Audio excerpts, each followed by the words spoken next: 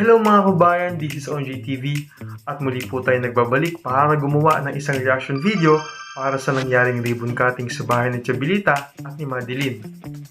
At ako po ay humingi ng permiso sa aking queen na si Pugong Biyahero bago ko gawin ang reaction video na ito.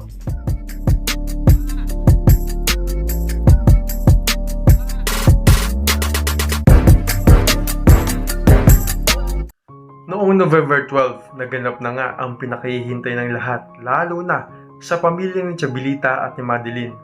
Doon na nga ipinagkaloob ni Pugong Biyahero ang ipinagawa niyang bahay para sa kanilang pamilya. Sa pagsusumikap nga ni Pugong Biyahero at ang team, at lalo tigit sa lahat sa tulong ng mga sponsors, ay naisa katuparan ni Pugong Biyahero ang kanyang magandang pangarap para sa pamilya ni Chabelita at pamilya ni Madeline. At ito nga ang magkaroon ng sariling tahanan. At hindi nga lamang bahay ang ibinigay ni Pugong Biyahero at ng sponsors kay Madeline. Binigyan din nila ito ng scholarship hanggang makatapos siya sa pag-aaral sa kolehiyo. Si Madeline po ay scholar na.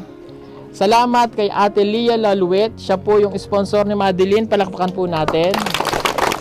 Si Madeline po ay mag-aaral na hanggang kolehiyo. Yeah.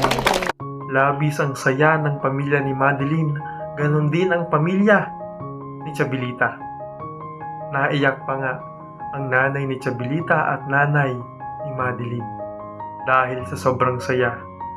Dahil sa pagkakataong iyon, mayroon na silang bagong bahay na masasabi nilang kanilang tahanan. Takot ko pasabot sir sa pagtabang karabo. Dagat salamat sa kanang pagtabang jud kanamo sa Ginoo. Pero nga kaabot jud ko sa awog kinabuhi nga. Nausap jud nga magbalay nga. Pero tumbaha kay nga magwalay. Kadua sa bisan pa man sa sponsor sa akong anak dapat salamat.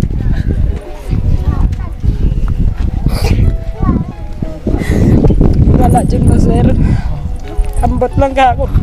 Dito ra jud mis among balay nga. Ipangat kayo sir, daghan kay sa kanya. Diya lang katod sir.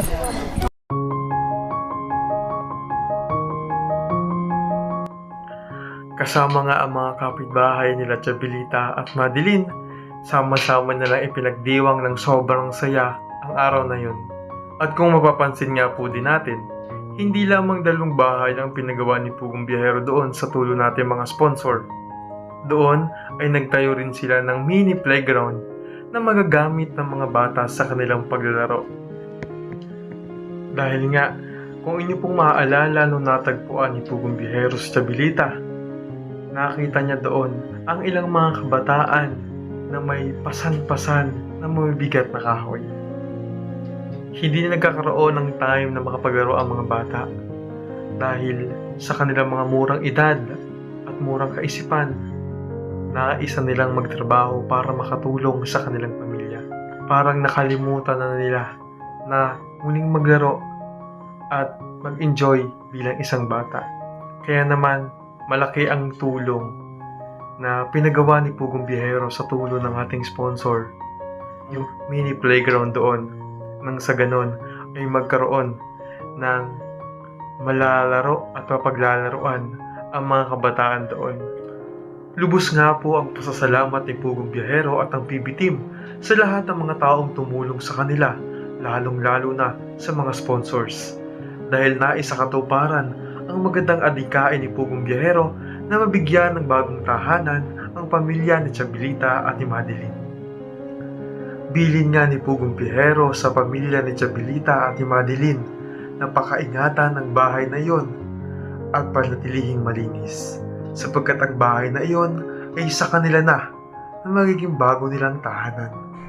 Hindi po ba't masayang makita mga kababayan na muli ay mayroong natulungan si Pugong Biyahero sa tulong ng mga viewers at kayo po ng mga sponsors po niya, ay may nabago na namang buhay at muling nabigyan ng bagong pag-asa. Kaya naman po sa ating mga kababayan na na patuloy na sumusuporta kay Pugong Biyahero at sa buong PB team. Maraming salamat po sa inyo. At ganun din sa ating mga kababayan na nakakaranas ng mga problema at pagsubok sa mga oras na ito, huwag po kayo mawawala ng pag-asa.